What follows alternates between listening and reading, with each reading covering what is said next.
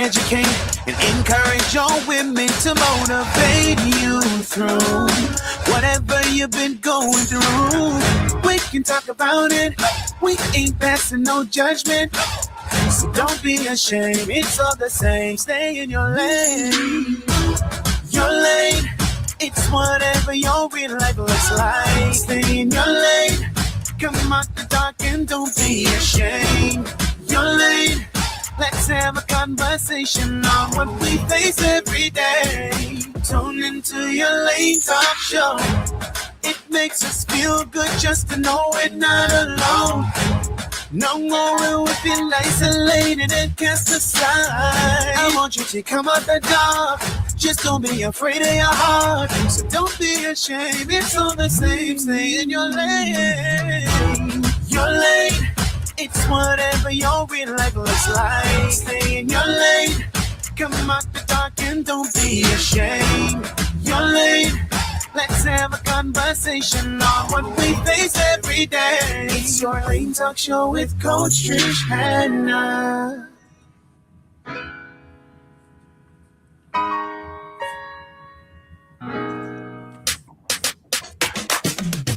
Hello, hello, hello. Welcome everyone to another episode of Your Lane Talk Show with your coach Trish Hannah, broadcasting live in Nassau, Bahamas. It is a beautiful, beautiful, beautiful Sunday.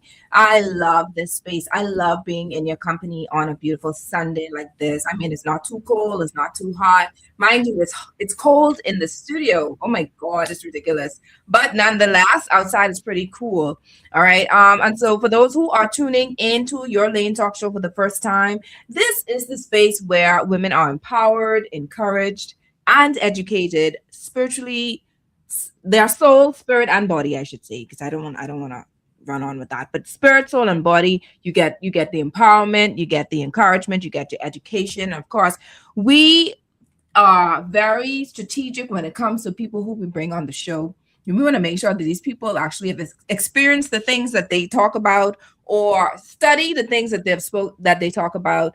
We've had doctors, we've had lawyers, we've had people who've experienced incidences throughout their lives. They come to testify about it, and just so we can be relatable. And of course, in shows like this, we want to make sure we get the truth. We want to make sure that people are set free from mind bondage, soul bondage, etc. And so today is going to be a little bit different. I don't know if you've ever heard a show like this one before, because we're taking it at another angle. But of course, I'll talk to you about that a little bit more. All right. We're going to talk to ensure that there's freedom, make sure that there's transformation. That's what the show is all about. Of course, we know that transformation doesn't happen in silence. It happens in honest conversations like what we're going to have today. Of course, and freedom doesn't come from pretending. It comes from truth. So whether you're listening for the encouragement, clarity, healing, or growth, you're in the right lane today on Your Lane Talk Show. Last week's episode was titled Surviving Betrayal and Reclaiming Your Strength. We had guest Coach Trey Walters. Lord, the man talked about how the warlock came and took his wife. My God. All right. He spoke about how to heal in processes and times where you have been betrayed.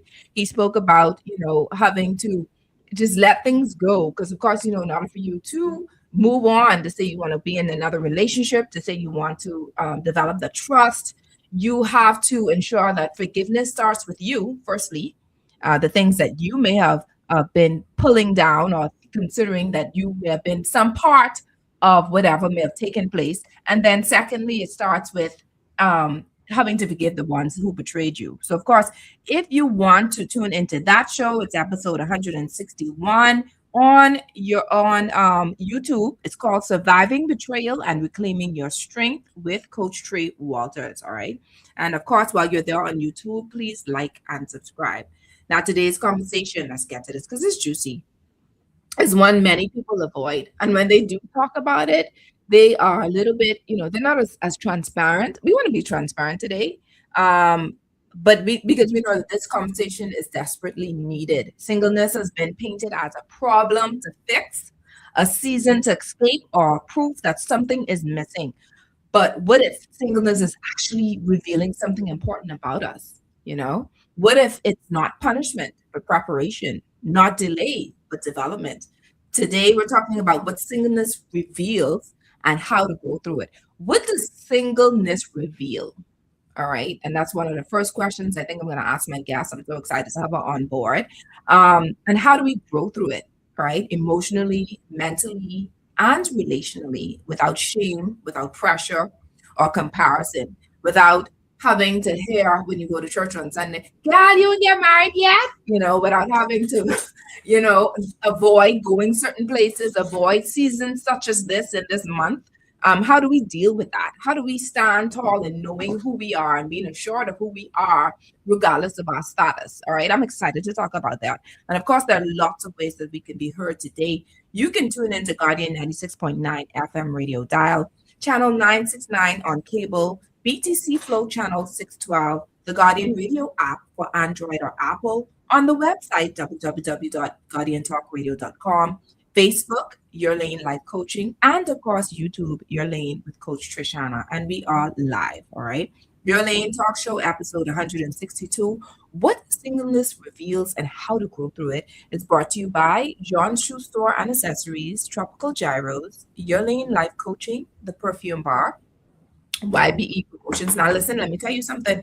If you have not gotten your tickets for the you all know who's coming, right? Maverick City. I Shall Not Want concert. If you have not gotten your tickets, you better try hard get it, because I can tell you the promoters are saying, look, we only have a certain amount of seats here, and once those seats have been filled, you cannot just come in and say we're going to stand up and watch. It's not happening. All right. So you want to go and get whatever tickets remain at www.bahamastickets.com. All right, because that's what's happening right now. We want to enjoy that moment, that time with Chandler Moore. Okay, he's the lead singer of Maverick City and Elevation Music. All right, the I Shall Not Want concert is happening February 27th at the Beach Soccer Stadium, East Bay Street. So go and get your tickets at bahamastickets.com. And of course, if you want to get the tangible tickets, you want to get those hard copies, you can go to the box office. They're open on from Mondays to Fridays, 10 a.m. to 6 p.m. Okay. Another reason why you should get those tickets is because they're doing some giveaways on that day, on that night. And of course, you want to be able to get the number, so that if your name or your number rather has been called, you get to win those excellent prizes. Your Lane is also brought to you by the Children's Dream Journal. February is the month of love, so why not pour into the dreams of your children? All right. The Children's Dream Journal helps your child pray, write, and grow in the purpose God placed inside of them. Don't just celebrate love this month. We want you to invest in your child's future, your godchild, your niece, your nephew, whomever. Get your copy of the Children's Dream Journal today. They're all available at All Seasons Book and Gift Center in Palmdale, or you can actually order it on Amazon. All right. We're also brought to you by DQ Bahamas Grill and Chill. Listen, they did their grand opening last week. It was the bomb. Okay. They are located, the Grill and Chill is open at Harbor Bay Shopping Center. Swing by for a juicy made to order burger, crispy fries, and your favorite blizzard treat, all in one stop. Whether you're craving something savory or sweet, DQ Bahamas Harbor Bay has you covered. All right. Come hungry, leave happy at DQ Grill and Chill, Harbor Bay.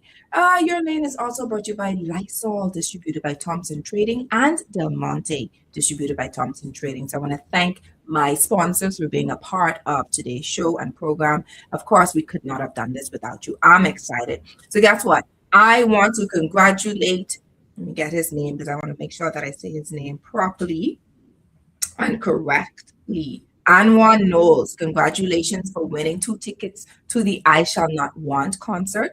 He was all excited about it. All right, Anwar, congratulations. Now, when you go there on that day, on that night, please take a picture and send it over. All right, take a picture, send it over. Let us know that you were there. Let us know that you enjoyed it.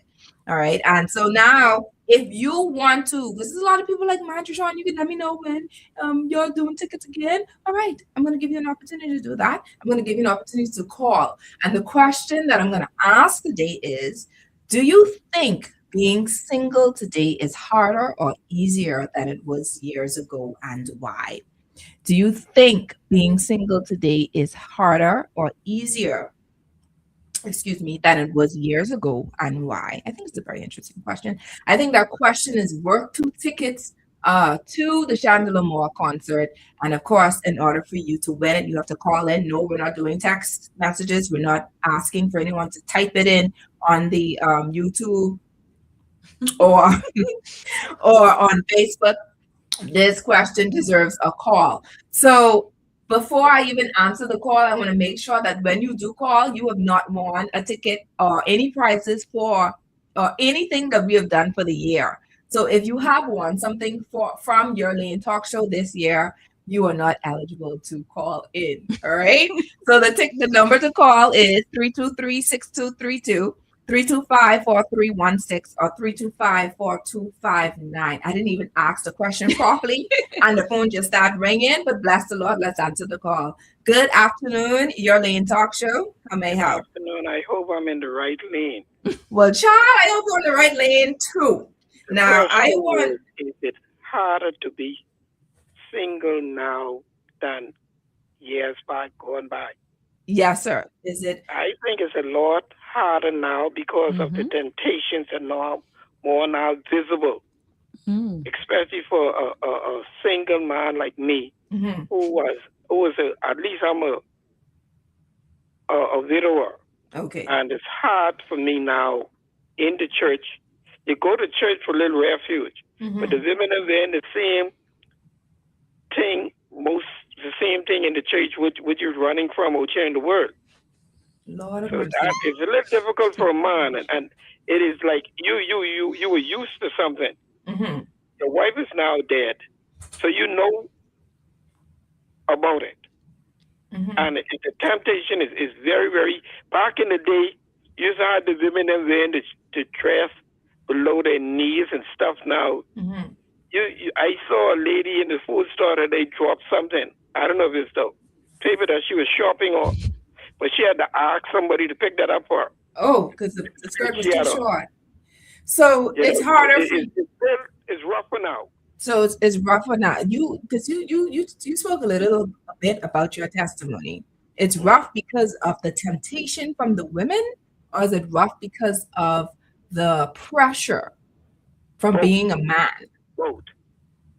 When I say both, it's because of the you're a man, so you'll have the temptations, and even if you're home by yourself, sometimes as a human being, your mind with your brain, your mind will just go into wave sometimes.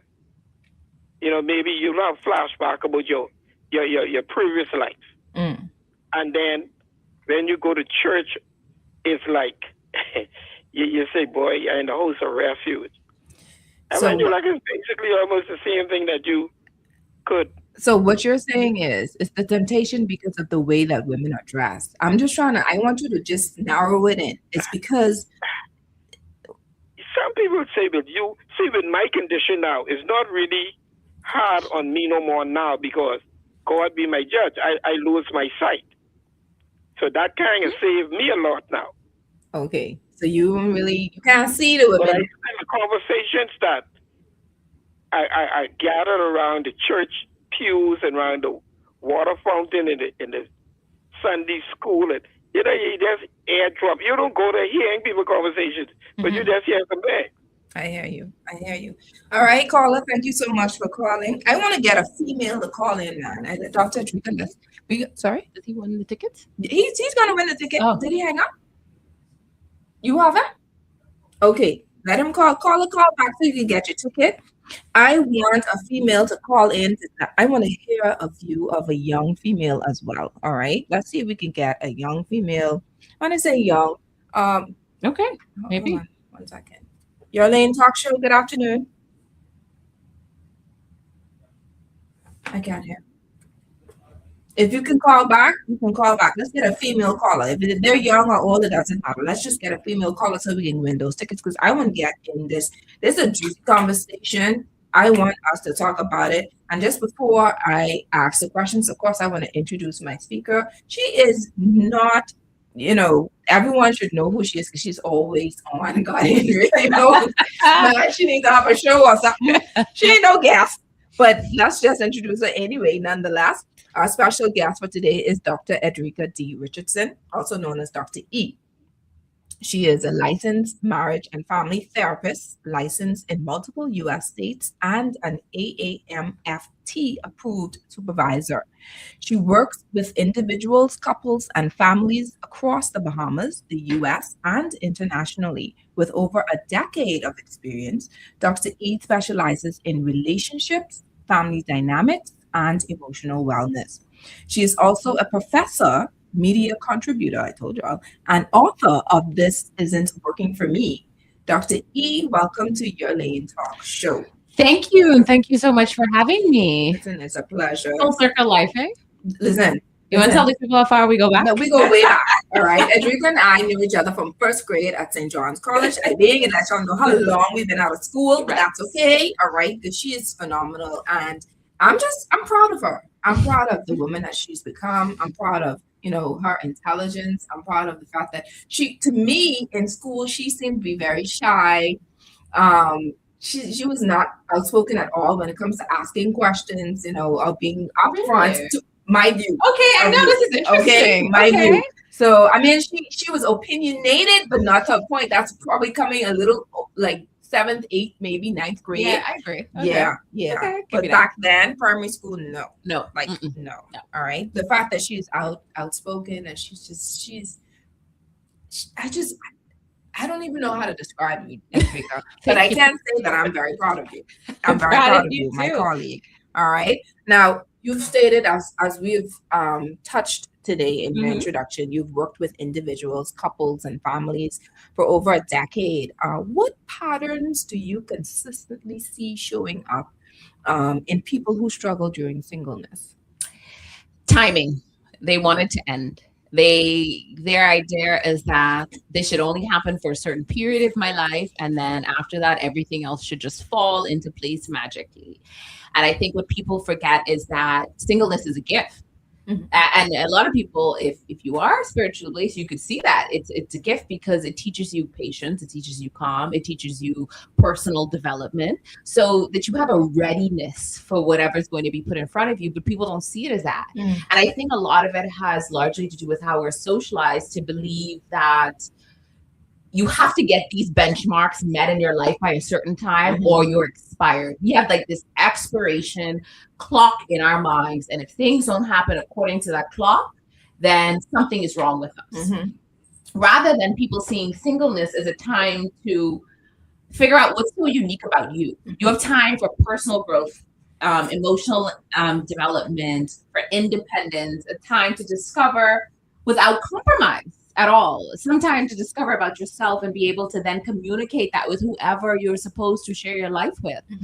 And if people spent more time truly being single, content, and happy, by the time they find their partner, I probably wouldn't have so much couples coming in for relationship issues because they would have learned to work on themselves and have an awareness that allows them to know, okay, here's what about me that I still am growing with throughout this relationship, but I can explain that to you so that we can work on this together and change the mentality. I think the mentality is, like you say, when you go on a Sunday to church, somebody, the first thing they say to you is, "Oh, you ain't married." What's going on with you? Right. And we don't understand that, I'm sure those people, you have people in your churches, in your spaces, in your community spaces who have been doing the work and have been trying. And like the caller said, it is not as easy as it was back in the day. I think if anything more, we have more distractions now. And the amount of temptation, as he did mention, but also we are living in our lives are publicized. We are no longer have any anonymity with anything. I don't know. It's amazing. Everything is out there. Even the things you don't think is out there somehow. Or we're connected constantly in social media, which makes us think that the pool is so vast, but yet it's so small when you especially look at thinking. All of us are aligned on how we think and how we value or what our morals are. So it kind of shrinks the pool. And so if I could encourage singles to do anything, is how have you spent this time growing so you could be the best version of yourself for when you are gifted that partner you're supposed to be in a relationship with? You starting off strong because I haven't even get that yet. You starting off really strong. I'm nitpicking at your bio. right? Because you've shared that, you've counseled singles, not locally and internationally. Yeah. What I want to know is do you find that there's a cultural difference in how singleness is viewed and handled emotionally from, let's say, counseling Bahamians, or versus wherever you go, or how you've been? Is there like a cultural difference in mindset? I think there is a cultural difference in mindset, but then I also see the similarities. Because when you said that, my first thought went to I have this client I'm working with right now who her family is of Indian descent. And I don't know if you know much about the Indian culture. And if you are 30 and you're not engaged or married, you're considered washed up in their culture. And what I had to work on for a long time is the idea that she wasn't ready. If she had gotten married before now, like she just literally got engaged a few weeks ago, she was not going to be a healthy partner. And so the same thing I find here in our culture is that we too have this exploration that really drives home whether or not somebody has the ability to be a good partner. And I'm unsure as to where that timeline came from. And correct me if I'm wrong, because I might have missed this part, but is there like a age in the Bible in which you're supposed to have done these things by? No. Okay. The culture is saying at least by 25. But 25? But you can see these 25-year-olds now. Okay. No, not this generation. But before that, our grandparents was getting married from like 12, 13, 14. That is true. But again, they had different generational pressures then. A lot of those people got married at that time for resources. Now we live in a world where resources may be scarce, but they're scarce in a different capacity than they are now. And a lot more people who wouldn't have been able to get things on their own or being able to do that, which I think changes the mentality of singleness too. Because not everybody who is single is unhappy. And that's the other message we get that gets driven by that. That if you are single, you must be unhappy or something must be wrong with you. Something wrong with you. And I saw this post this young lady is doing now where she says she's starting to give marriage advice back to her married friends who always give her single advice. And so she's flipping it. The same things that they will say to her, she's flipping it to a married person. I thought that was so interesting because even in people's want to help, sometimes they don't understand how their language is damaging to your sense of self as to where you're at. Because there are a lot of people out there who are single, who have done the work, who are waiting in preparation and doing the things that have been assigned to them. And that's the other thing. Everyone's assignment is not the same. No. We know that. And what they're doing is they're trying to ensure that when the opportunity presents themselves and they know that it has been ordained, then they will be able to move forward. But some of us decide that, I don't want to wait on that timeline because my timeline should be better than the timeline that I was instructed to have. Listen, let me cut you off 1 second. And somebody posted something on Facebook that said, singleness is harder today than back. Okay, so you're answering your question. Than back there. There's too much fake people around. People who hide behind masks. You do not know who is straight sexually. Oh, Lord, we going there, Rico. Many people are so selfish now. They do not always respect other individuals. That is awesome. I can agree with that. I think what happens now is that you would assume that with the openness of the world now, what I mean that with the access to the internet, we can find anything. I was literally sitting at lunch and we were having a conversation. I said, I'm going to find it. And literally in 5 minutes of the conversation, I'd found what we were talking about. And so you would think people would not come to relationships with masks on, but they do. They do. And they're not telling the truth. And what I could hear in that person's message is, if you were saying you're out there, you're saying you want to be partnered in a healthy way, why don't you come telling and standing in your own truth? But this is why when a person's not done singleness right, because you get so comfortable in your truth that you're not afraid to share it with the next person and then say to them, here's the stuff I bring to the table and the stuff about me that still needs to be worked on. What you want to do? You want to be with it? You want to help me? You want to grow along with me? Or you want to run away? Right. You have a choice. And that's what you do. And so when I hear statements like that, it makes me just think that person's not ready to be in any type of commitment at all. They probably don't even want to really be committed. No. And so, and then the idea of sexuality, ladies, men, please ask these questions initially. I know we try to wait and be a little demure and maybe ask and like a couple of dates, but honestly, these have to be like initial questions now. And you have to ask the person, do you only date this person, these type of people? Do you date everybody?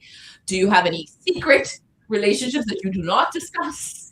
So we can all be on some level of honesty, because I think the other hard part is that when you have been single and preparing yourself and you go to be vulnerable, put yourself in that situation, and somebody takes advantage. And I feel like that's taking advantage of somebody's genuineness. It really sets that person back. And if you say you care about a person, don't do that to them. Be honest. Let them know what your truth is and let them decide, because none of us like our choices to be taken away. No. And that's really, it's all up to that. And if you think telling the truth will diminish your chance, that's not your person. And that's the thing, because like you coming in the relationship wrong, you coming in with lies. So you expecting people to accept you if you're lying. That doesn't make sense. That's going to mess up your relationship. Look, I have a client system right now that they have been happily married for 10 years, but a lie came out that would have probably changed their trajectory of their relationship. But it came out now, and it is changing the trajectory, because it was never thought of as to we could hold this, figure it out together before. Now it's being felt like the whole relationship was built on a lie. Yeah. And so people don't understand that. And so if you are out there and you're single and you're trying to date, make sure you have some, like just initial questions to ask to understand the person's mentality and their core values, because that's huge. Yeah. If you've been single for a while, you should really know what your values are and what things you're looking for or things you're not looking for, so you could be upfront with it. Now, I want to ask you a question. Yes, it's a little personal, but I just want to know. I mean, are you single at the moment? Today? What's today? On this good day, on this good Sunday? Yeah.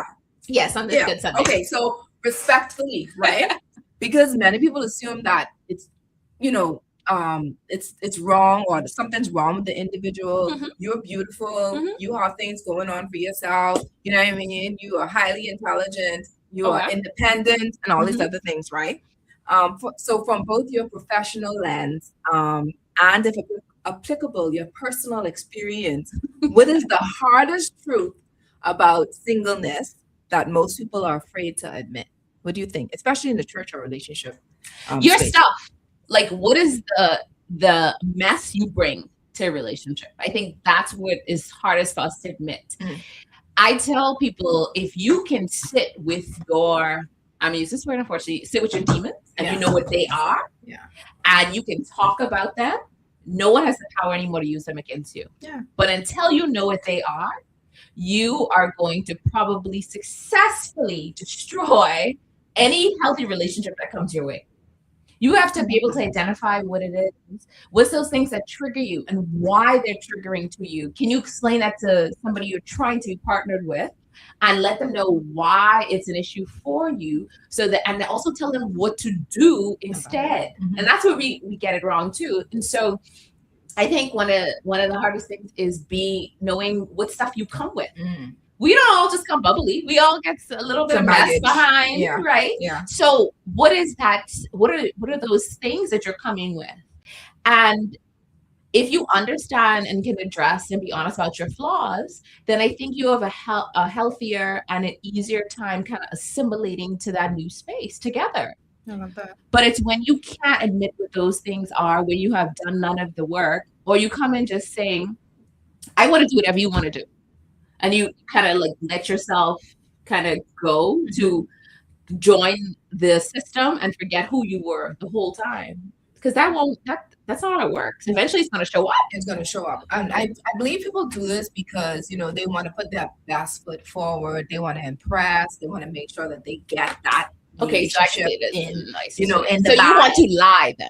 That's what's been happening. That's really what it is. I don't have a way to massage that. You were coming in lying, and you expect to have an honest, trustworthy, transparent, authentic relationship. I don't think it works that way. I think that if you say to yourself, look, In this time of singleness, what I'm going to do is I'm going to sit here and really work on myself. I'm going to honestly be devoted to reading my scriptures, aligning with that, figuring out where my community exists. I'm going to, look at my historical data of my life and figure out where things might have been trauma triggers for me or not. What things live rent free in my head? Maybe did I make sure I grieve that old relationship? Am I making sure I'm not engaging in conversations with people of a nature that does not align with where I'm at today? So that you create a space that the energy and the things that you're pulling towards you are healthy and positive and optimistic and push you to that next level. But you can't run from you. I always say this. I say this constantly. Many of us walk past mirrors, but we can't look in them. No. We are running from ourselves, but yet we want the fairy tale, the happy ever after. We want our relationships to just turn into magic. But have you become your own magic? Can you stand and look in the mirror and say, you know what? I like that person, flaws and all. And I can't wait to share that person with somebody else. Girl, you talking. You are talking. So tell me now, in singleness, right? How can singleness expose how can it expose unresolved trauma? Like, talk to us about that. Many of us unmet emotional needs. Talk to us about that. Okay. Yeah. So I think the first part I'll go to is how many of us can be honest and say that we can sit with our own selves in quiet? How important that is. Meaning that you can sit in your house or wherever your safe space is, no TV, no phones, and sit there with your own thoughts and be okay with them. That your thoughts don't scare you. And why I say that is because most of us don't like quiet. We have to have something going on. Even if it's the TV going in the background, the radio going on, music going on, we don't sit quiet. And ask yourself, why can't you sit with the quiet? Is it that the things that are going on in your mind or the things that you've been avoiding thinking about will come up and show up? Because I feel like that's when you start to notice some of things that could be traumatic for you. In addition to that, though, when you talk about unmet needs, have you made a list as to what those needs are and where those needs came from? Some of us have needs just because we grew up in a way that had things going a certain way in our household, and we expect our next households to run exactly that same way, but we never questioned why those things were done that way. And then we get in arguments because we don't understand them, but then we say our needs are unmet. So the question is, have you asked yourself the why when it comes to these needs? And once you have answered the why, now can you explain that to somebody else as to why these things are important to you? And so if you can literally sit with yourself and be content with yourself, I think that's when you've mastered singleness. I love that. I remember days of just going on dates, solo dates, enjoying myself, going to just movies, my own little pampering time and stuff, and getting to know Trishawn, and what I love about it too is the fact that, I journal a lot.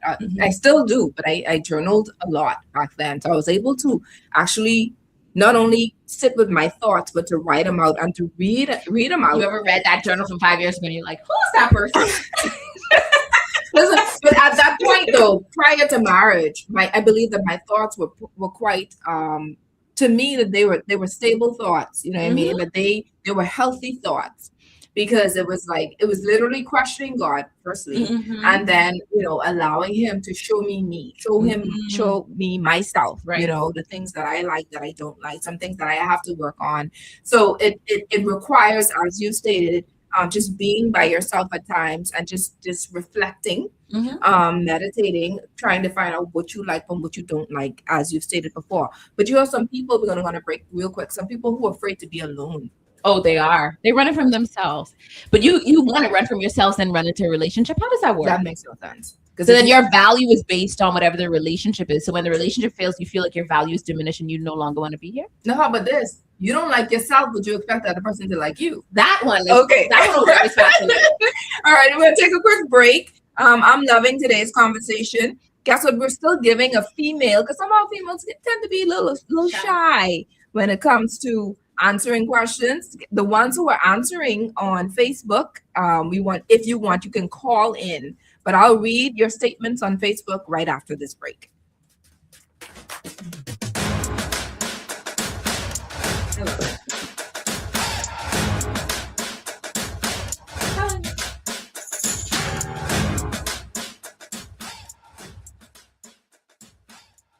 At the heart of every great meal is a simple yet powerful idea: quality. At Del Monte, we are committed to cultivating quality, growing the freshest, most nutritious vegetables, fruits, and tomatoes for your family.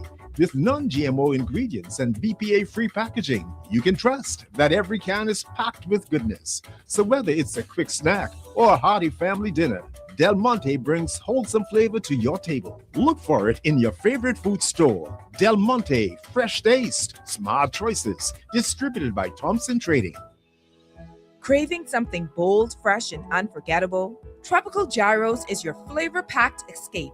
A Carib-Greek fusion born right here in Nassau. From juicy grilled salmon, chicken, and pork gyros to loaded bowls, fresh salads, wings, and more. There's something for every craving. Find Tropical Gyros at any of their locations: JFK Plaza, Rosetta Street, Port Lucaya Freeport, or their franchise spots on Prince Charles Drive, Soldier Road West, Delaport, and Carmichael Road. Tropical Gyros, not just good food, it's an experience.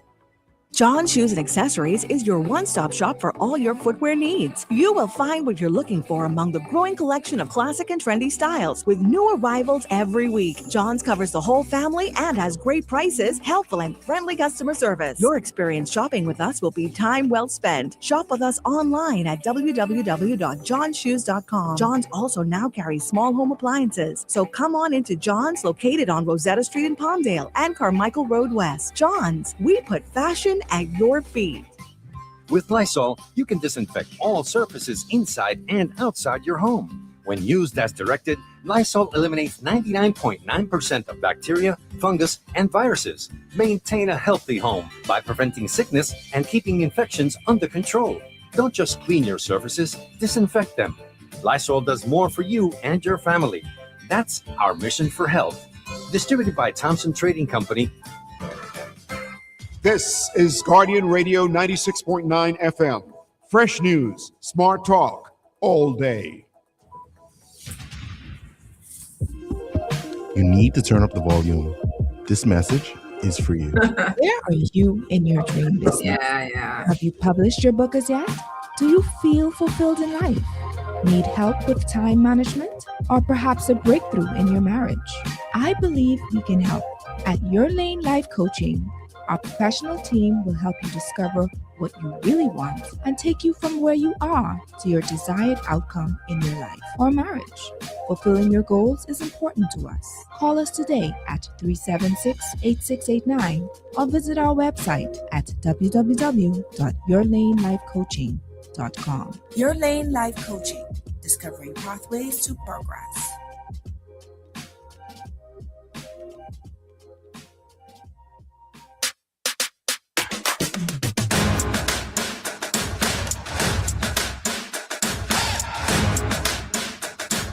Hello.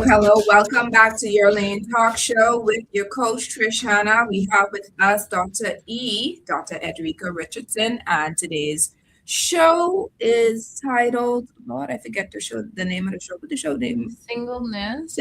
What it is, Edrica.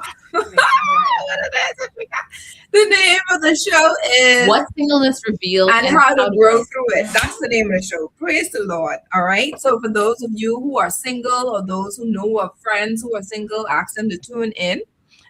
This is the 162nd episode, and we're excited because we talking truth here. All right. We want to set some people free. We talking about mindset change too. We getting there. We go in there. We talking about how, there's nothing wrong with being single.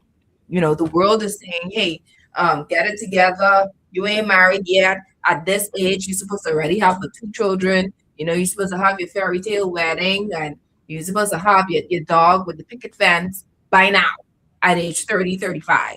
Okay, you're 35, you're 40.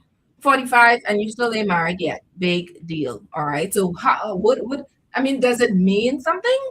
You know? So let's go back to that. So you just said that you have to The world is saying you have to have these things by this certain timeline.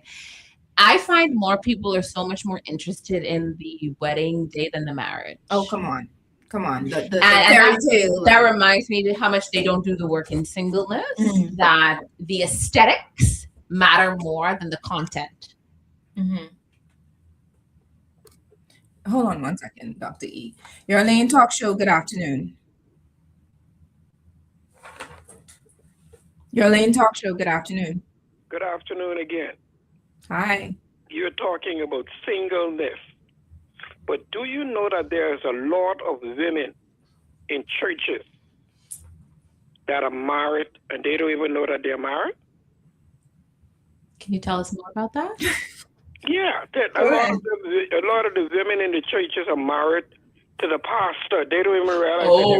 Okay, that gave more context. With your host 6 nights of the week. Ooh. You don't have nobody to answer to other than him. I get what you're saying. I think some of these pastors and some of these churches do for more. You have about 100 people in your church. Why you can't tell me this set of women come Monday, this set of women come, the same set of women are following the pastor wherever he go to preach. Wherever he go to, sometimes even in preaching. Jesse, he's there visiting. And you have that same crew behind him everywhere. And then they're wondering why they can't find nobody. Because they're overly occupied by the church. I would say something. My guests want to say something. Let me allow her to speak, because once again, this is a truthful. We want to be transparent, and I love her opinion. So let me hear what she has to say. I'm gonna let you hang up. Thank you so much for calling. I was just gonna say to the caller, because he says that they already taken. Some of them are. The problem is that they are part of the extended marriage. I'm trying to put it in a politically correct. You sound very intelligent stating it like that. They sleeping around with the pastors. Yes. Yes. Okay. And they having affairs. Correct. Okay. And so the reason you are correct, Paula. They are married to them because they are part of the unit that continues to sustain. Side piece.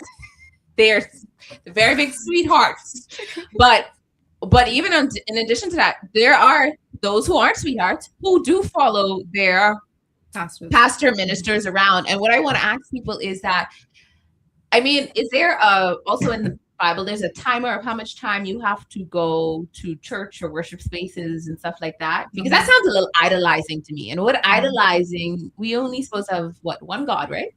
Just one. So we idolizing the pastor. How can you actually be fulfilling God's word? And I think we have to separate the two, that people confuse the person who is been maybe ordained or to lead the church as the God. And that's not. That's two different things. And so if your system requires you to come out Monday, Wednesday, Thursday, Friday, and Sunday, and it's not allowing you to have time with your family or your spouse, I'm pretty sure that's not the place you're supposed to be. No. I'm just gonna say it. And let me just say, for those who are single and still following around and still in church all the time, there is a time that you want to have time for just you. Yes. There's a time that you want to do things other than just church. Not saying that what you're doing is wrong, right? But you got to diversify your exposure and get to know you. Put yourself in spaces and things. You know, the question people most struggle with in life is where you ask them, well, tell me about yourself. You ever see the look on people's face when they just their eyes switch? Yeah, how do I answer this question? Yeah. And you should be able to answer that question so that when you do start dating to figure out whether or not this person may be your partner, you can answer because you did singleness well enough to have a response for that. Yeah. Who are you? I'm so-and-so. These are some of the things that I like. Here's the things that I'm growing with. Besides your career, because most of us start with, I'm a this, I'm a that. Yeah. Not necessarily talking about you or your character or anything about yourself. You were talking about these things that became attached to your identity, but became your identity. Singleness is about time about you figuring out who you are, so that when somebody asks you that question again, even if it's on a job interview, well, tell me about yourself. You don't say You are able to eloquently reel off your tongue. Well, this is who I am. Who's Edrica? I put you on the spot. Oh, get him, girl. I am an auntie first. I always like telling you that because I love being an auntie. I am a friend. I am a avid learner. I am ambitious. I love things like traveling, new experiences. I'm also a therapist. Yeah, that too. I run my own business. Yeah, those things are great. But I am interested in being a part of the catalyst of change for the world. Come on. I love that. I love that. Yeah. And you're doing just that. You're helping so many people. Let's read some of these messages. When a single person has worked on themselves and is whole and comfortable in themselves, then they are ready for marriage. Too many broken people think that marriage will make them whole. That's part right there. Let me add to that. Not only will it not make you whole, relationships, intimate ones, expose all of your vulnerabilities. So even if you weren't ready to deal with them, I can guarantee you within the first 5 years of your marriage, it is going to be tested by those vulnerabilities. We say in therapy that if you make it from year 1 of marriage, you're likely to make it to 5.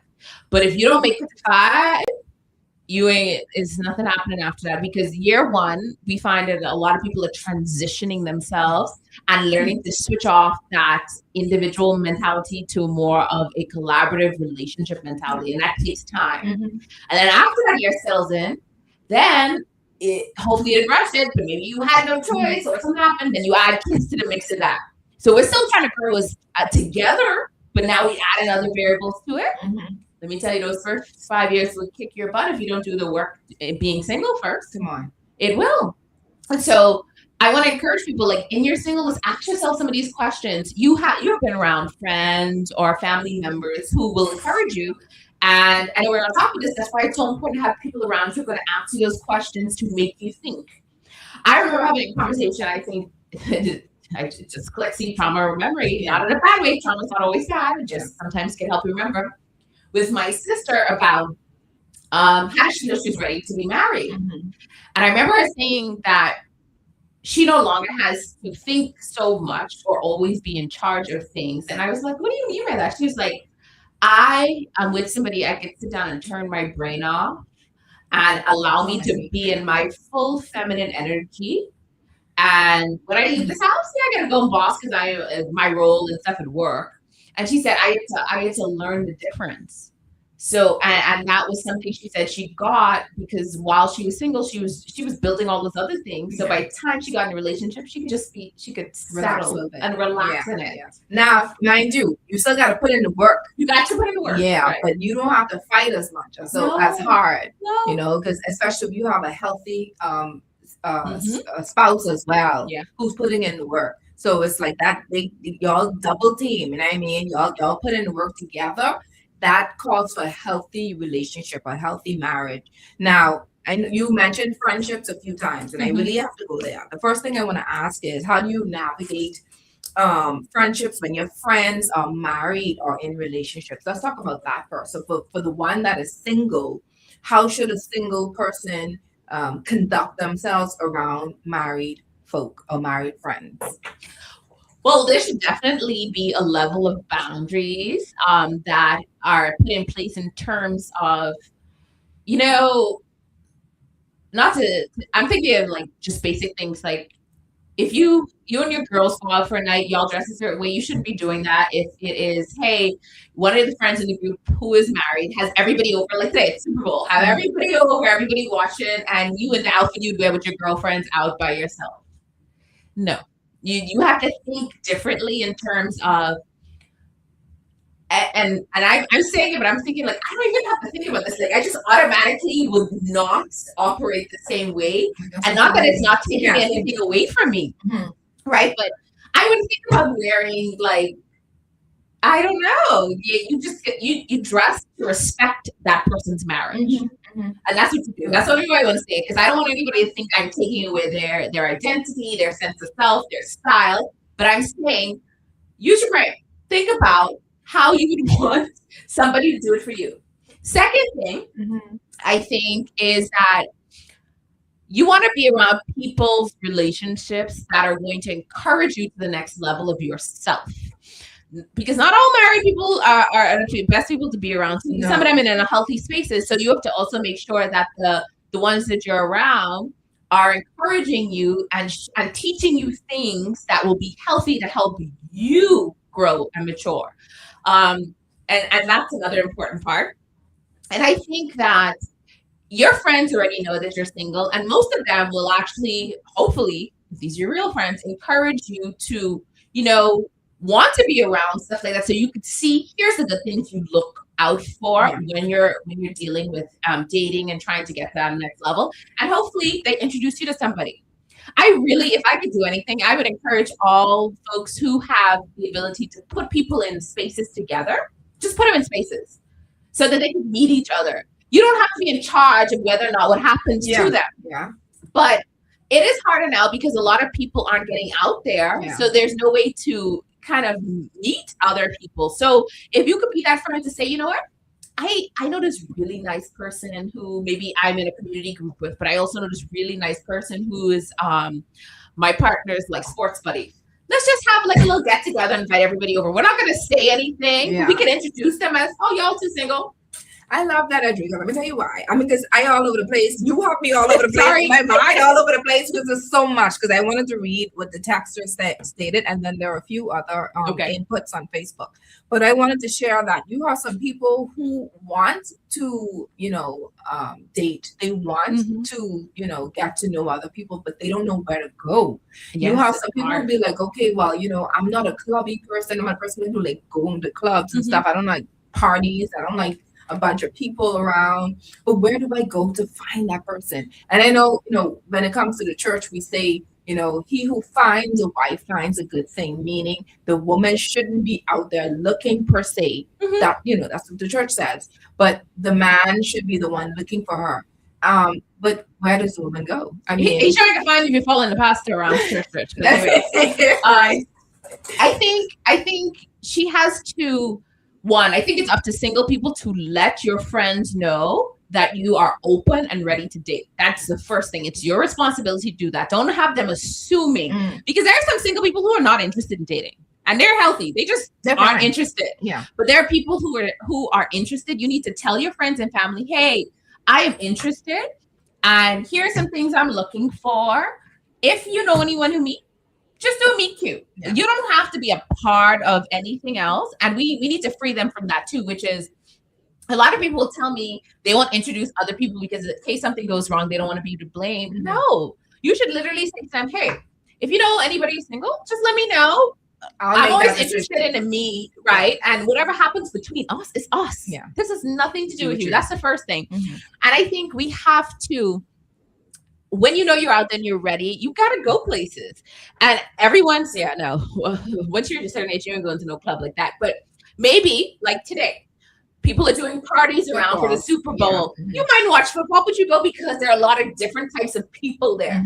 Or maybe you say, I see a lot of people doing Galentine's together, all the girlfriends again together. In that space, tell your other girlfriends, look, here's where I'm at with my singleness. Here's my readiness. Just keep your eye open for me. Girl might be looking for something for herself. But anyway, I get it. Or I had this great idea. I always said friends should do this. Every friend should bring one single person to like a game night or something. And you just let the room figure itself out. I love that. Even if you're in a couple, find one single person and bring them to the event. And let's just see what happens, because we aren't going out the way we used to. Most people now, their life is get up in the morning, maybe work out, go to work, or they work out after work and they go home. We're doing that Monday through Friday a lot of times. Maybe on some Fridays we won't work out. We'll say, we want to go out and have something to eat. We're going right back home. We aren't going to places to network and find these people. Then on Saturday we might stay around the house, maybe watch some Netflix. If we do that, Sunday we get up, we'll go to church, come back home. How are you going to meet people that way? So my esthetician was telling me this week, she was like, I wish you were going to be around. I was going to invite you to church because it's singles day. And I was like, so what do y'all do to the singles in church? She's like, we just make everybody stand up. I was like, that's not appealing for single people. Right. And she said, I know. What? Make people stand up on what? What? I guess look around and see. You know, like how you do birthdays in church? They make all the single people stand up. And I said, that is so anxiety provoking for people who have anxiety. I said, why would y'all do it that way? Mm-hmm. Why wouldn't y'all just say, like, if you are on a Saturday at 4 o'clock, why don't y'all all come here for tea or something, introduce each other in the middle of a church service on a Sunday? You could imagine that? Yeah. That's I know they're trying to be helpful, but it's also could be very like, I don't want to be identified as that person, because most of us don't want to get up when you visit in church anyway to say you visited. So imagine saying, you're single, wave the white flag. This is who I am. Let me read some of these. Lord, be loaded today, Adrika. Okay. Okay, let me read this one. I think a single person needs to learn how to be submissive to themselves first. So before, even if they are ever get into a relationship, they already know how to live with discipline, boundaries, and self-control. Oh, that's nice. Someone says, when a single person has worked on themselves and is whole and comfortable in themselves, then they are ready. I think I read that one, right? I read that one. Okay, someone says, I also think a single person needs to learn how to communicate trust, not just expect it. That means being honest, clear, and consistent in how you speak and act. Before getting into a relationship, it's important to already have certain qualities like emotional maturity, self-discipline, good communication, boundaries, and accountability. If you don't learn these while single, you end up trying to learn them inside the relationship, and that can cause unnecessary issues. Oh, absolutely. That's a real disaster. Someone asks, this is for you, what do you say to two single persons who are actively dating and involved for more than 3 years? Yeah. Are y'all together just dating? Because you shouldn't be dating anybody for 3 years. Where's the intentionality there? So one of the things I always try to explain to, the nation of the Bahamas, I say the nation, because we don't know what dating is and healthy dating. Let's just start there. There is getting to know you. Then there is dating. Then there's exclusively dating. Then there is getting into a relationship. And then it can go from engagement, marriage, or whatever you all decide after that point. So let's start at the beginning. When you are getting to know people, and I'm going to say this, you should be getting to know as many people as possible. I said get to know. I did not say sleep with. I did not say flirt with. Well, you're getting to know people. So you want to have as vast a pool as possible to say, okay, I like you. And then if you move from that round, then you move to the second round, which is dating. Okay, I like this person enough. Maybe I want to go on a few dates with them to see if this is more than just maybe a platonic chemistry that we have. Okay. When you start dating that person, you still could be dating more than one person. I said date because dating is still on a different level of getting to know. Maybe you narrow the 5 down to 2.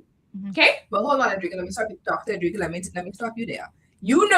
In the Bahamas, when one person say they talking or dating to somebody, that means that's exclusive. That gets shut down. You shouldn't be talking to nobody else. You know how these people go. And that's why I know we're unhealthy.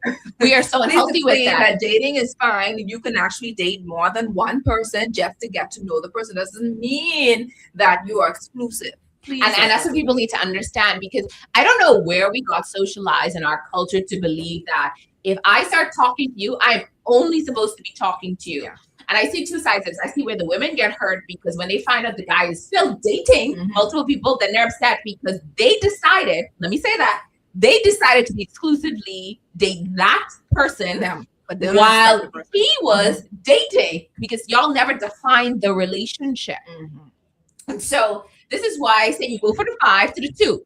After you date the 2 for, let's say, 3 or 4 dates, and you say, hey, I like this one better, and I'm going to tell this other person, I want to not date you anymore. I'm going to exclusively date this other person. That's where the exclusive dating comes in. Then there's you and that person are dating, getting to know each other. And that can happen for a while. It doesn't have to happen like, 3 more dates, and then now we exclusive. You have to determine for yourself. But y'all need to have these conversations. That's what I was going to say. It has to start with conversations. Yeah. We need to start with, when you say what you're looking for, do not hedge your bet. Say, hey, I am looking to date for marriage. Hey, I'm looking to date for partnership. Hey, I'm looking to date for whatever the reason is, but you need to have an intentionality with it, because before you know it, you'll find yourself, and I see this new term called humiliation ships, where you don't even know what's going on, but you're being humiliated because you out there thinking you're all together and you were not, because there was never a conversation that happened.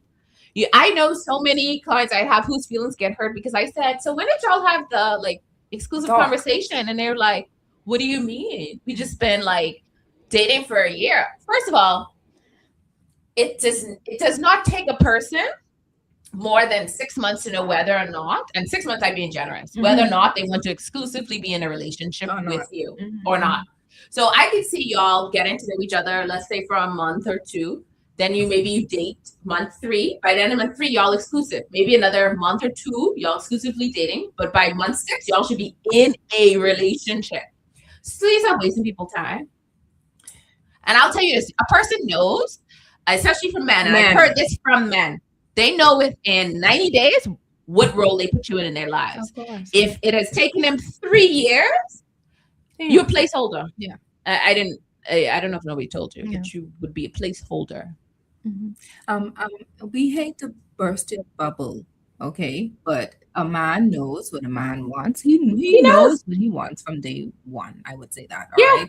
Just letting you know. I'd actually tell me if 2 years we're not engaged or whatever, you need to go. Yeah. And when a man told me that, I'd never forget that. Yeah. Now you do have some situations where the man is dating and he's with you. However, he wants to make sure that his finances are stable and that, he has a place to put you in, because you don't want to just get married and then you just all over the place. Y'all be suffering together. Right? So I can understand in that sense that, hey, I want to make sure, or you're waiting for her to finish school, because I've had couples. But you can be engaged during that time. You can be engaged. Yes, you can. Right? That is true. So but you could build together. I think we also need to change our mentality that my finances have to be at this particular point, because sometimes we miss the growing together part of relationships.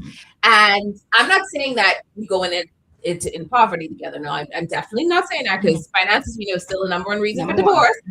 But what I am saying is that if this person is serious about being with you for the long term, they will spend a year or so busting their butts to ensure that they have their finances in a place to make a commitment to you. I'm telling you, I have seen people do it. They say, this is the person I want. I'm going to get myself together for them. And it doesn't mean there wasn't trials and tribulations along the way, but they had their goal and they fixated on that and they made it happen. And so we have this thing here where I've known several people who dated people for, I want to say 5-6 years while they got their finances together. Yet I see them out on the weekends and doing stuff. So the money you could have, anyway, how do I make this? All right. We get it. All right. So let me see if I can read some of these other posts. Okay, there's a text that says, I see some married people get angry at their friend when they run interference of someone coming into them. I don't understand that. I don't know if you understand that.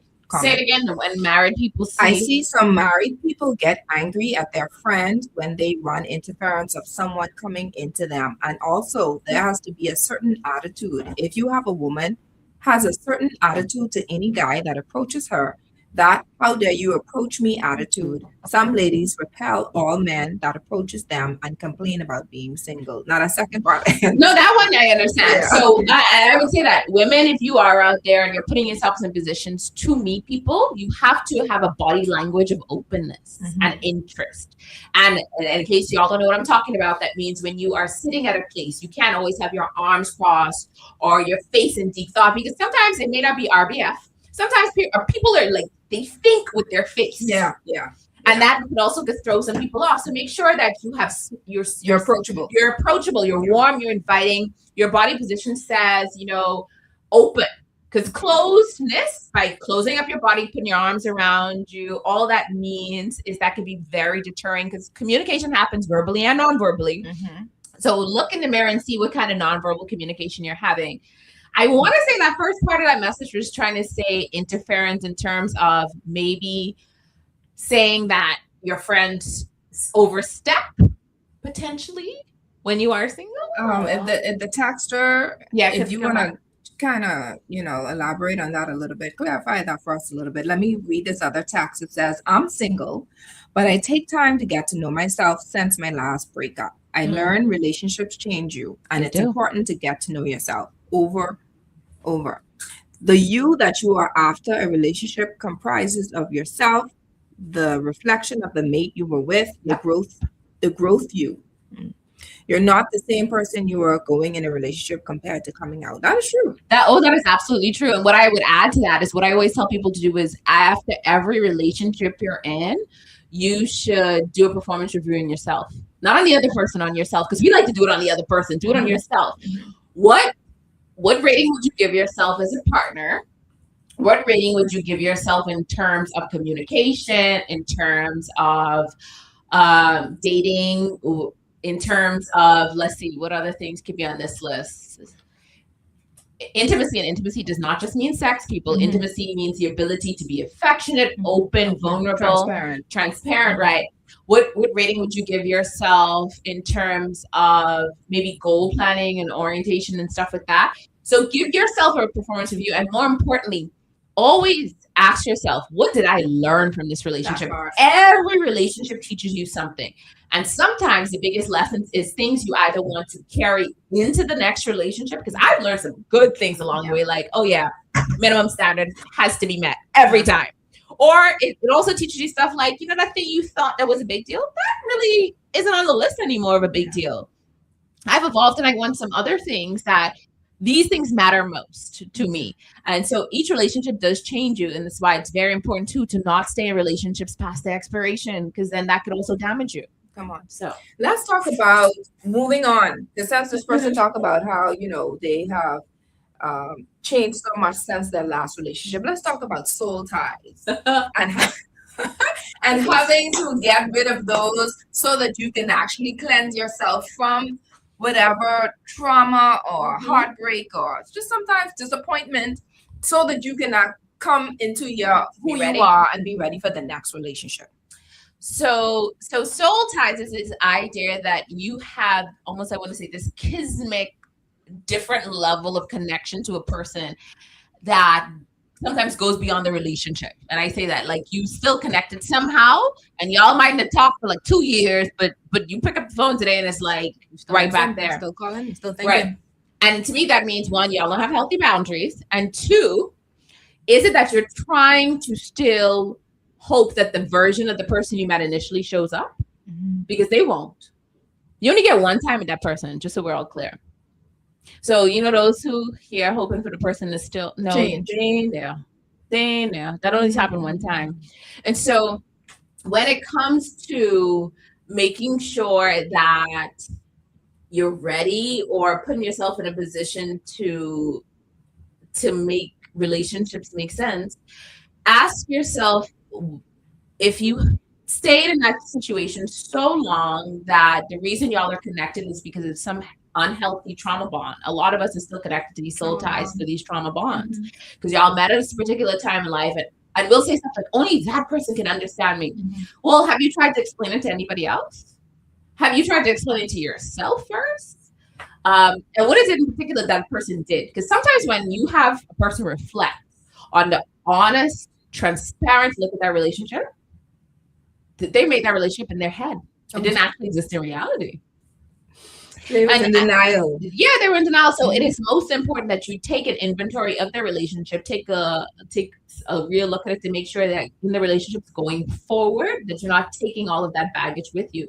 The only things you want to take is the things we talked about before, the performance review, the things you learn, so you can get better for the next relationship that's coming into your life, so you can invite a next best healthy relationship.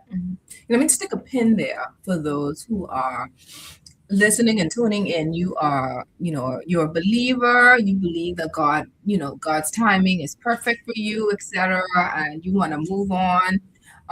But you haven't gotten rid of that soul tie, that bond between you and the other person. That other person wasn't right for you. You weren't supposed to be with that other person. Can I just say something as practical as getting rid of the things that they bought you? Oh, okay. Can we go there? Can I listen to me, Adrica? Let me tell you something. Let me tell you. There was a Movado, there's a gold Movado watch that my Yeah, right. Just keep going. That was the hardest thing to get rid of, Edrica. I tell you no lie, because I loved it, right? And of course, this is 18 years, more than 19 so years ago.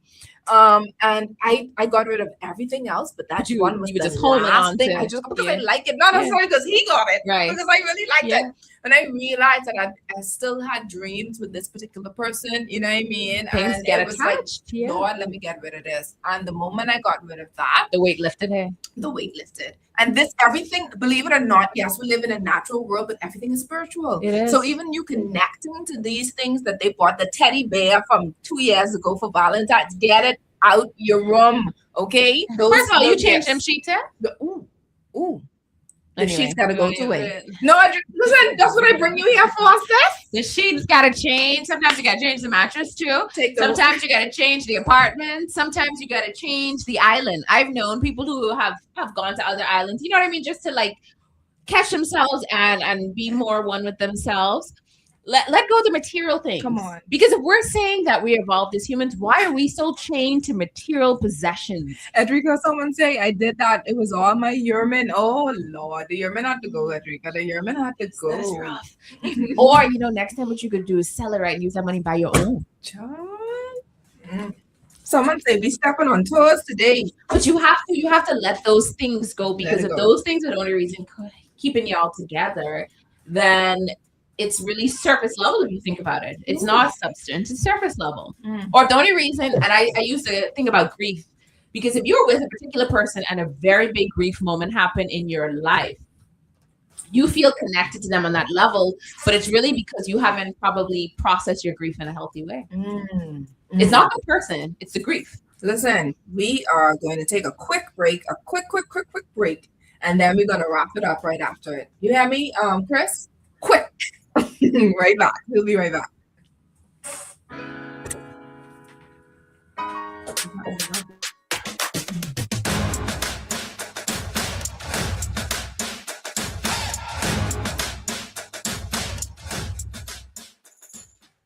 At the heart of every great meal is a simple yet powerful idea: quality.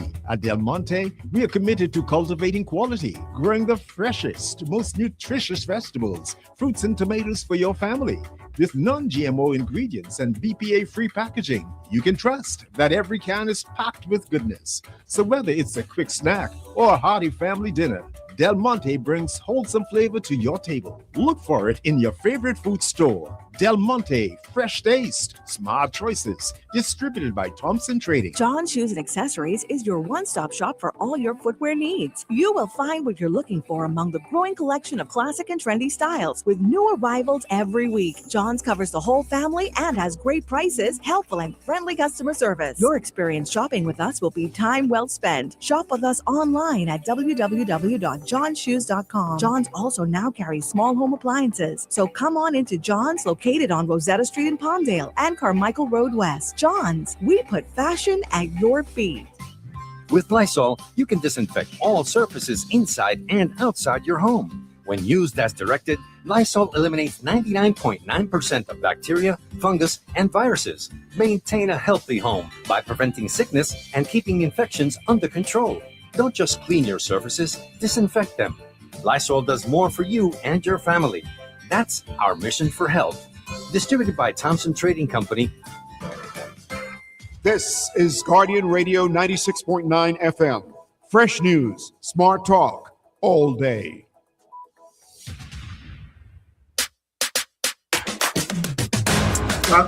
Welcome back, y'all. It's 4:44. We only got a couple more minutes left. We end the show at 5 because there's another show right after us. So Edrica, Dr. Edrica. Listen, we colleagues, so I still want to respect her, and she worked hard for this doctorate degree. All right, Dr. Edrica said that she will come back because she wants to come back to continue this conversation. It's just so much things. There's a lot of things. There are a lot of posts here that I don't have time to read. There are lots of text messages that we do not have time to read. And please forgive us. We're unable to get through all of them. But Edrica, what were you saying, doctor? prior to this conversation, because there's so much. I haven't even gone through my questions with you. Yeah, I want to talk about growth and healing and practical application for those who. Okay, so how do we do it? So we always talk a lot about, okay, use your singleness to heal, use your singleness to grow. So how to actually do it? The first thing I think it starts with is having a vision and then a plan of action. So like every year I tell people one thing you should do is start your new year with your theme word for the year. Right. And why I say a theme word is because it kind of propels through how it will filter through your goals. This year, my word is accountability.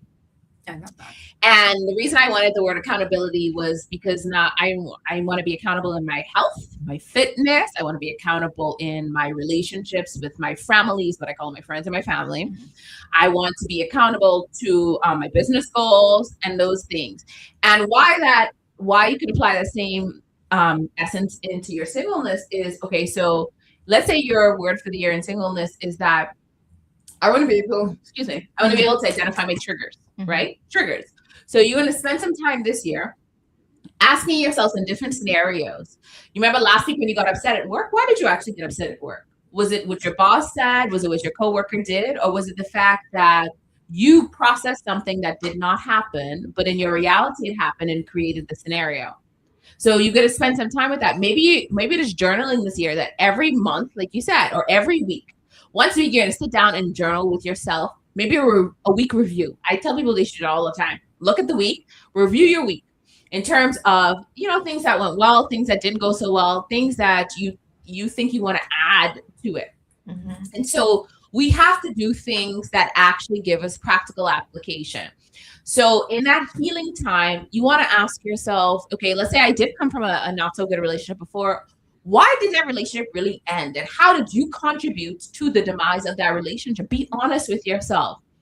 And then in those areas in which, like, maybe it's your self-esteem is low. So you go into the work to build your self-esteem. Building self-esteem takes things like doing challenges by yourself. Like, I love the idea of self-dating. When you mention that, I'm one of the biggest self-daters ever.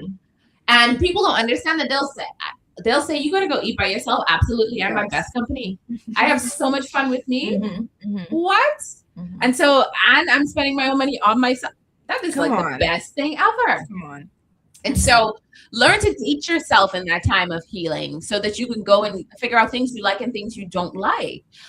Also, you maybe want to ensure that in the big major areas of your life that you're doing a check-in. What are your spiritual goals? What are your health goals? What are your friendship goals? What are your career goals? What are some hobbies and things that I want to do or try? Those things will help you mentally and practically get prepared for whatever is going to be the next level of your life. We didn't talk about this time is of the essence. Now, we didn't talk about knowing your red flags, things that you don't like, that you don't like in a particular person, or you would not, want to be involved with an individual someone who is, what do they call them? I forgot the term. Like a carnival? But anyway, I forgot the term. But someone who you'd be like, okay, well, you know what? No, this is not deal breakers. Oh, deal breakers. Yeah. Okay. So this is something that I don't want. Should that be something that people should be writing down and having in their mindset? Because you have people who be like, well, I don't want anyone with kids, right? But the person that have the kids may be the best person you've ever met, your entire life. So when it comes to boundaries, should boundaries just have some type of flexibility, or should you just stick with that?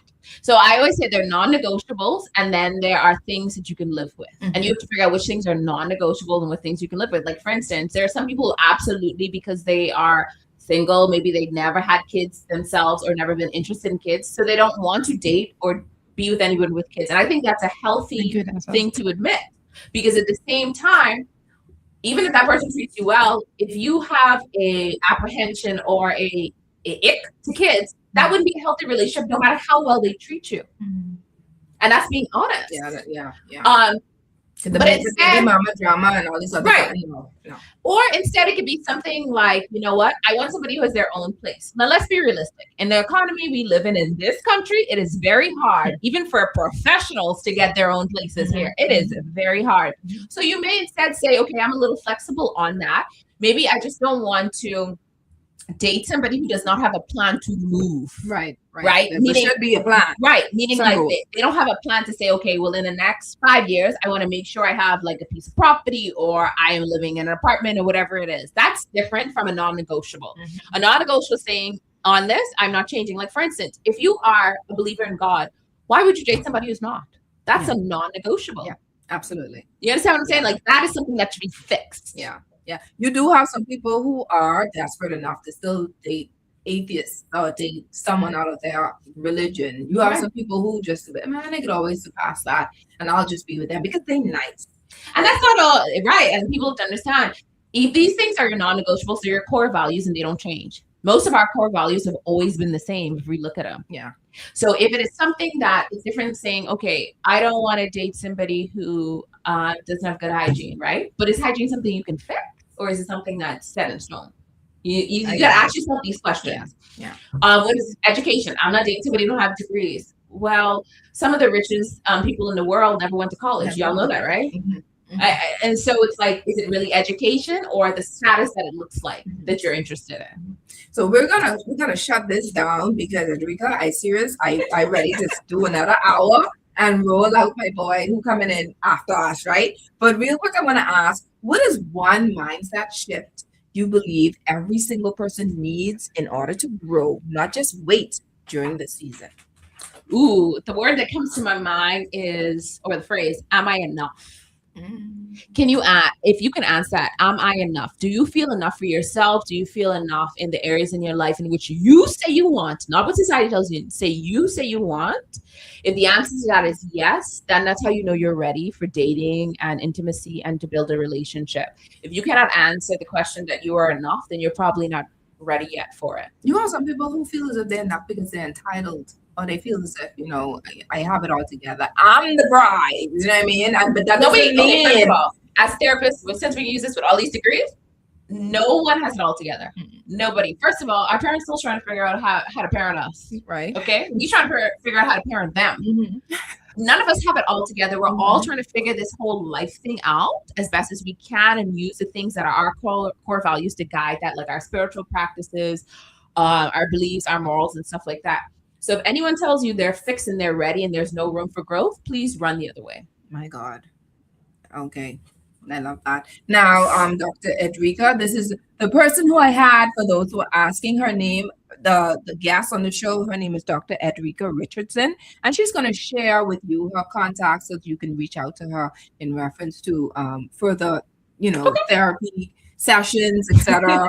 Go right ahead, ma'am. So if you're interested, feel free to go to my website. It's www.rpc-ltd.com. Again, it's rpc-ltd.com.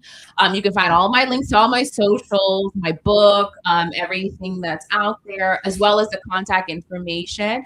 Or if you want to just send a message or call my office, you can send a WhatsApp or call at 425-0718. Again, it's 425-0718. Just remember, we all need a little help sometimes as we grow, and I just want all of us to be the best version of ourselves, better than yesterday. Okay. All right. I love it. All right. Let's take a quick coach moment. All right. Coach Trisha's moment.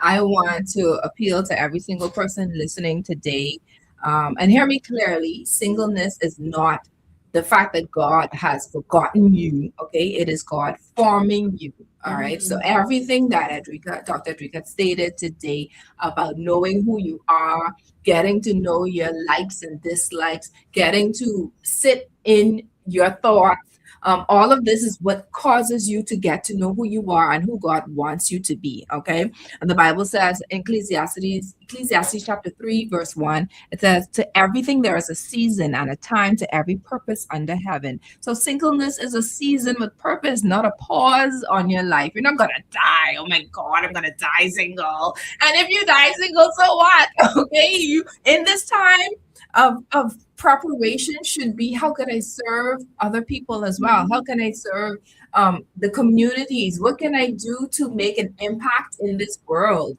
You know what I mean? While I'm waiting, especially for a woman, while I'm waiting, let me just be active in other things as I'm getting to know who I am as well. All right. It also says, I think it's James chapter 1 verse 4 says, for us is let patience have a perfect work, that you may be mature and complete, lacking nothing. Notice it doesn't say lacking a spouse.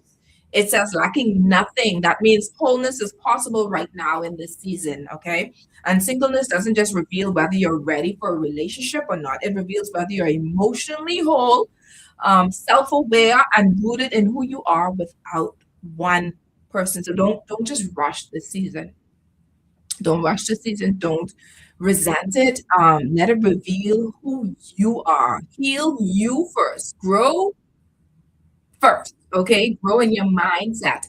Get rid of the old baggages, those things that kept you bound. Get rid of even the friendships. We didn't really get into it too much, but those friendships that say, "Girl, he ain't no body gal," you know what I mean? While you're trying to get to meet people, and maybe they're jealous. Get rid of the circles that make every time when you try to bring up someone always trying to find a fault with that person. Girl, you don't like him. Girl, you see that the car he driving, or oh, she doesn't have a stable job, but you see potential. Okay, look at things like that. If you want to sit down and just write up some things that you like or what you require, but most importantly, go to God and ask Him what He wants. You'll be surprised. You have some people who would have never thought that they would marry the people who they have with today, and they are blooming, they are blossoming, they are very healthy in their relationships. Because in most times you see, especially in our culture, we tend to go by materialistic things. We tend to go by, oh, this person has a car. This person, not, it's well and good that the person is stable, financially stable, but that does not make that person. That's not that person's character. You look for the inner part, right? The Bible says God doesn't look at the outer, He looks in the heart. So that's what we want to look for as well. Let's look at the fruit of that individual. If there's someone who you are potentially wanting to date, let's look at their fruit. What are they doing? How are they progressing? Let's listen to the things that they say, their conversations. Let's look at the fact that they value your values. Okay, if there's someone who wants to remain pure and who wants to stay until it's time for a marriage. Okay, if this person is forcing you to do something, then you need to think about that. Okay, if they're causing you to compromise, you need to think about those things. So it's more than just, okay, I'm just trying to hurry up, get married because I have a timeline on this. This is okay. If this is someone who's trying to cause me to compromise who I am as an individual, maybe I should give it a second thought. Maybe I should stay single a little while longer until I find that individual who can relate to what my values are or what my standards are. Okay. Um, the goal is not just partnership, the goal is purpose at the end of the day. Because when y'all come together, y'all coming together for purpose, to come together to think about generations along the line. It's not just because of you and what your wants are right now. All right. So as we are closing, we want you to just stay in your lane, trust God's timing, and keep becoming. All right. Your lane, episode 162, what singleness reveals and how to grow through it. It was a pleasure having Dr. Edrika Richardson as our guest. She just lit up the entire room. But I want to also thank our sponsors, Your Lane Life Coaching. You can go to www.yourlanelifecoaching.com for life and relationship coaching. John Shoe Store and Accessories, Tropical Gyros, the Perfume Bar, YBE Promotions. Of course, you want to make sure you have your tickets for the I Shall Not Want concert that's happening February 27th. All right. The Children's Dream Journal.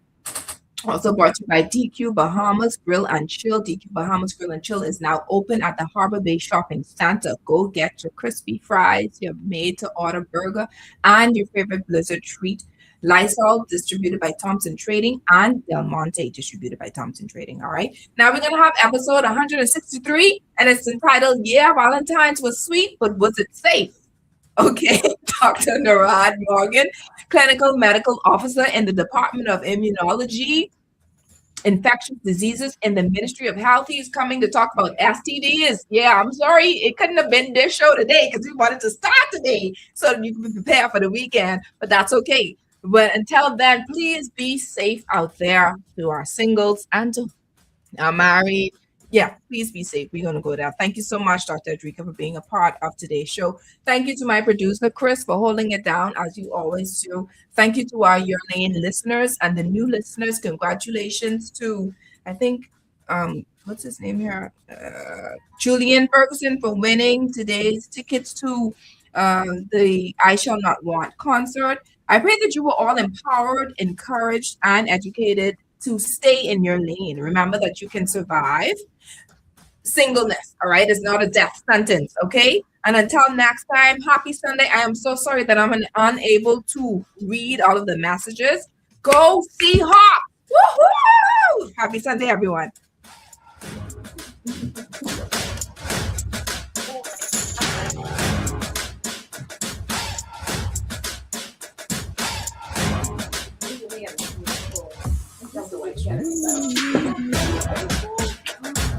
Good night, everyone. Have a good day.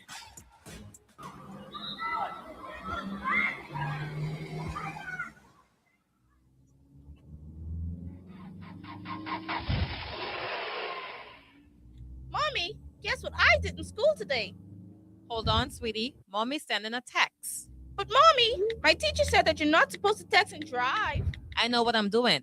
Oh, look, Mommy, the Smith twins. Mommy, watch out! In 2006,